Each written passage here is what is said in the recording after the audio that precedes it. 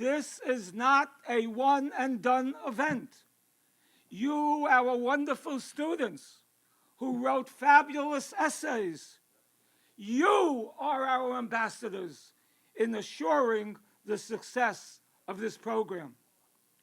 You will be the boots on the ground at your university, in your community, and wherever you might go to combat hatred, intolerance, racism, and anti-Semitism.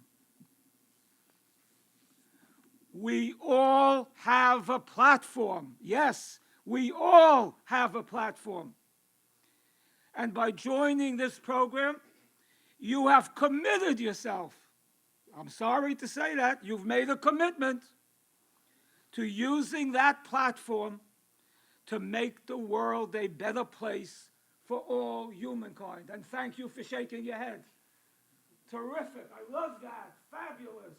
Do we all agree that we all have a platform? I should sit down. The Holocaust is not just a Jewish issue, nor is racism just a black issue. It is essential that we learn from the past by visiting the two museums, the U.S. Holocaust Memorial Museum and the National Museum of African American History and Culture, so that a more tolerant and just society evolves during this time when we are experiencing an epidemic of hate crimes all over the world. Fighting hatred must be a team game. Worth repeating, fighting hatred must be a team game.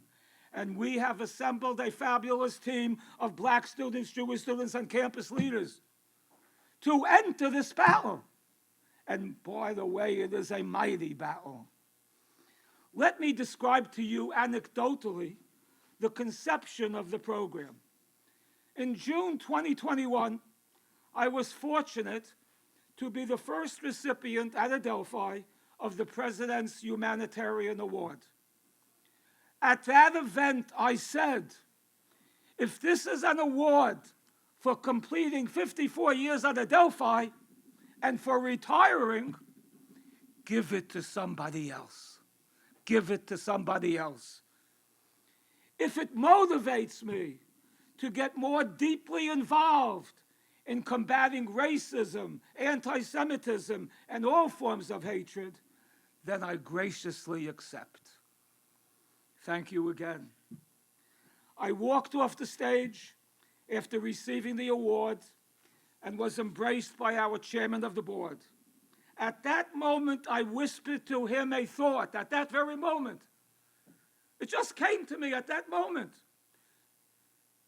It came to my mind as I pledged on stage that I will continue to use my platform to make a difference. What was that thought? Guess what that thought was? The Two Museums program was that thought. As I was walking off the stage, crazy, is it not? But look here, it's not crazy. This is our second program, and I'm assuring you, President Ginsburg here knows of my ambitions to make it a national program, and he will help me. Oh, I shouldn't have said that.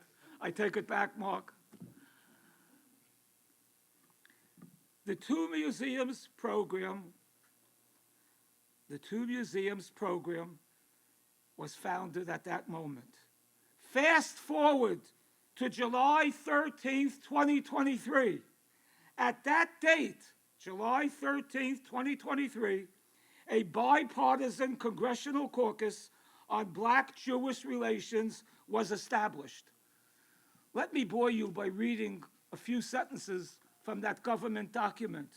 The purpose of the caucus on Black-Jewish relations is to bring together elected leaders from the Black and Jewish communities in a bipartisan fashion to strengthen Black-Jewish relations, bolster mutual understanding, and combat anti-Semitism and racism.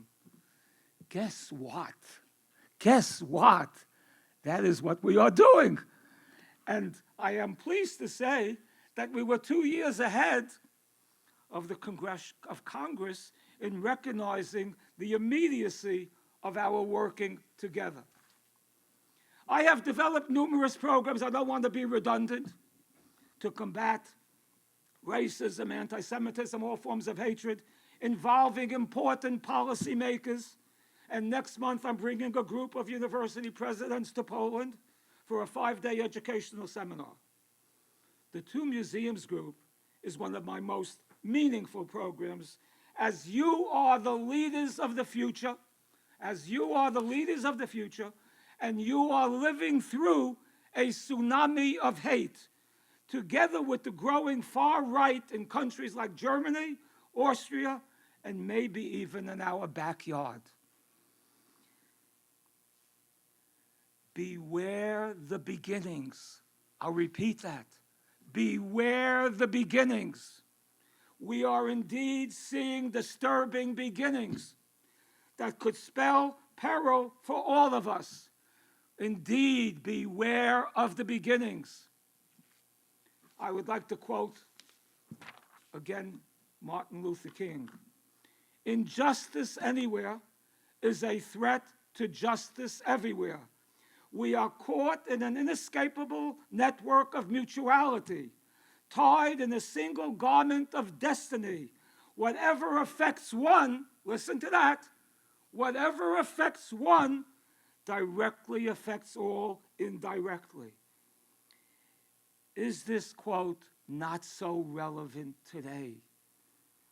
I hear in these words, yes, I hear in these words, beware the beginnings.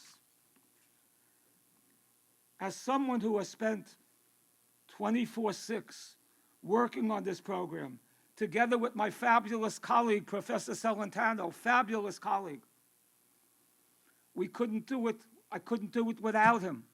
Our skills complement each other beautifully. Spending all this time designing the program, involved in virtually every aspect of the program, including hotels and menu selections, and most importantly, raising the funds for the program, I hope and pray, yes, I hope and pray that your involvement in the Two Museums program is an implicit response to the Martin Luther King quote, and to a quote also by Nobel laureate Elie Wiesel.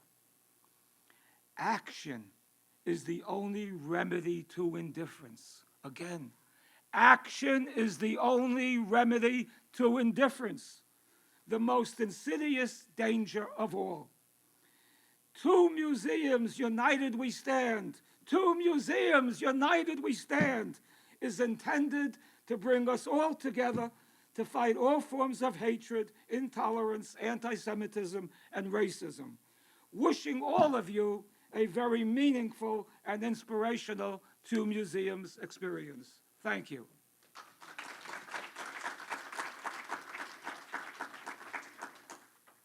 We have a very special guest with us tonight, someone who has become a dear friend the last 5 or so years. He was with us in Poland last year with the presidents. My very special dear friend, for a greeting to the group, President Mark Ginsburg, Towson University. Thank you, David.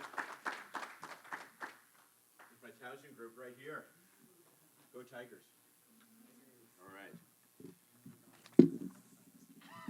I'm not going to speak very long, but I do want to say a special greeting to everybody. This is a very special man, David Macklis.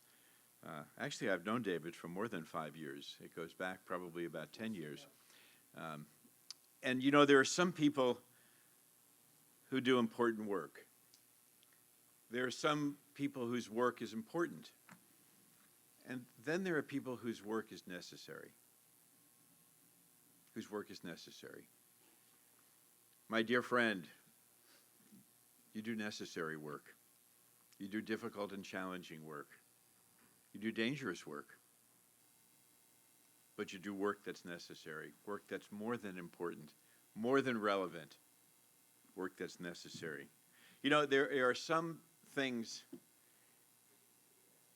in life that make a difference.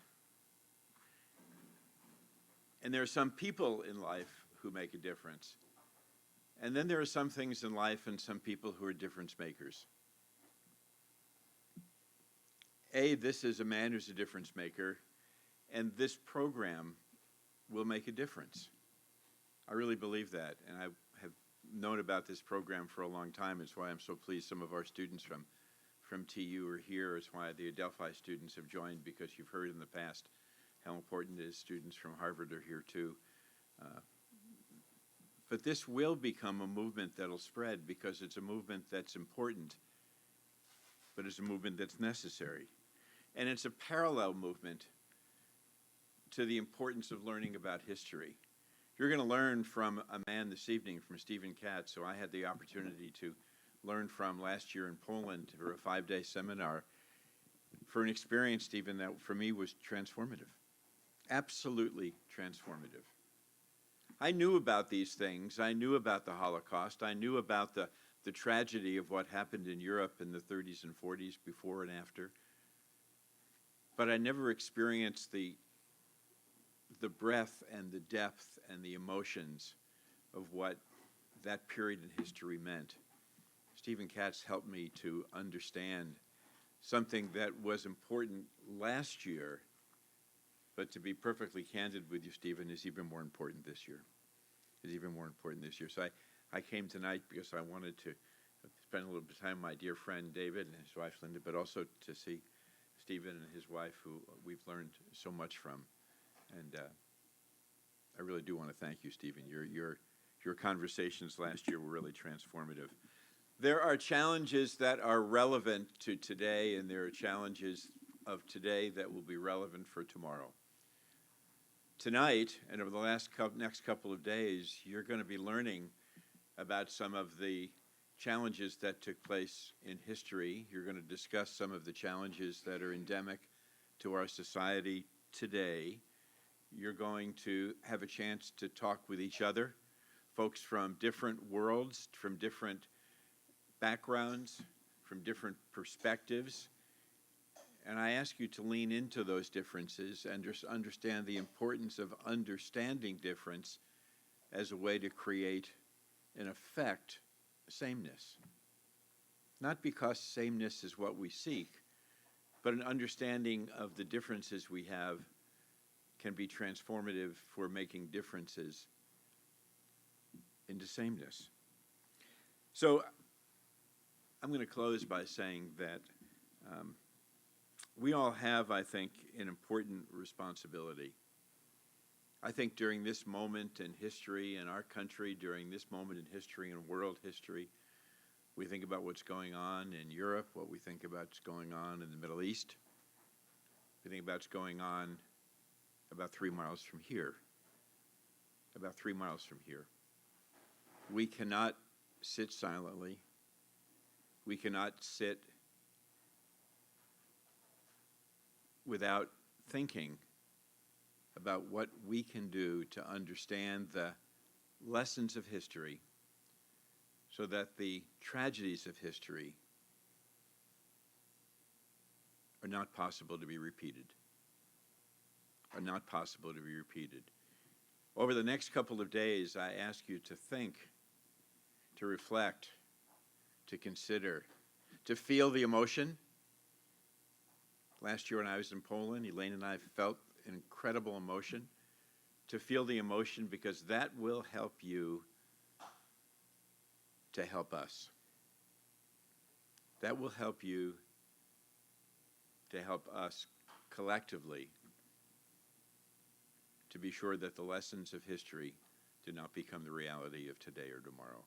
So, Stephen, thank you very much for being here. David, thank you for putting this program together. Thank you, our students who are here from several universities, especially, of course, from Towson University. Thank you guys for being here. I hope that you learn a lot. I hope you interact a lot. I hope you're candid with each other. And I hope you have the experience that will be, as David just said, transformative in important and very meaningful ways. Enjoy the evening.